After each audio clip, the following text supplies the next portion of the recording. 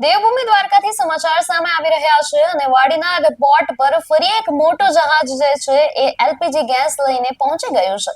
દેવભૂમિ દ્વારકાના વાડીનાર પોર્ટ પર આ જે જહાજ છે પહોંચી ગયું છે. સૌપ્રથમ શિવાલિક જહાજ આવ્યું હતું, ત્યારબાદ નંદાદેવી જહાજ જે છે એ પહોંચ્યું છે વાડીનાર પોર્ટ પર અને જે ગેસને લઈને ભારતમાં ચિંતાઓ હતી એ ઘટી ગઈ છે. નમસ્કાર, હું છું અંજલિ રાવલ અને તમે જોઈ રહ્યા છો ન્યૂ ભારત ન્યૂઝ.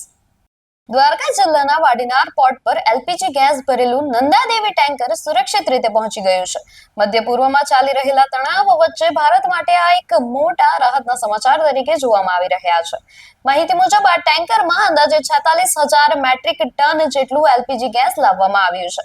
કતારથી નીકળેલું આ જહાજ સ્ટ્રેટ ઓફ હોર્મુઝ પાર કરીને ગુજરાત સુધી પહોંચ્યું છે. વાડીનાર પોર્ટ પર પહોંચ્યા બાદ ગેસ ઉતારવાની પ્રક્રિયા પણ શરૂ કરી દેવામાં આવી છે. ત્યારે આ જથ્થો ઘરેલું ગેસ સપ્લાય માટે ખૂબ મહત્વપૂર્ણ માનવામાં આવી રહ્યું છે.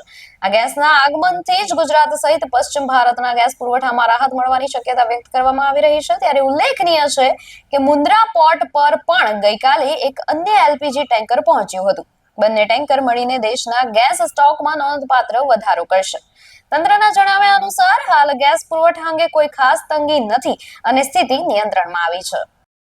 તો અત્યારે 20 થી વધુ આવી રીતે જે શિપ્સ છે, જે મોટા મોટા જહાજો છે એ ભારત આવી રહ્યા છે, ગુજરાત આવી રહ્યા છે, જે એલપીજી ગેસ થી રિલેટેડ છે, જે ક્રૂડ ઓઇલ લઈને આવી રહ્યા છે, બધા ધીમે ધીમે એક એક કરીને ભારત આવી રહ્યા છે. વધુ સમાચાર માટે જોતા રહો ન્યૂ ભારત ન્યૂઝ. નમસ્કાર.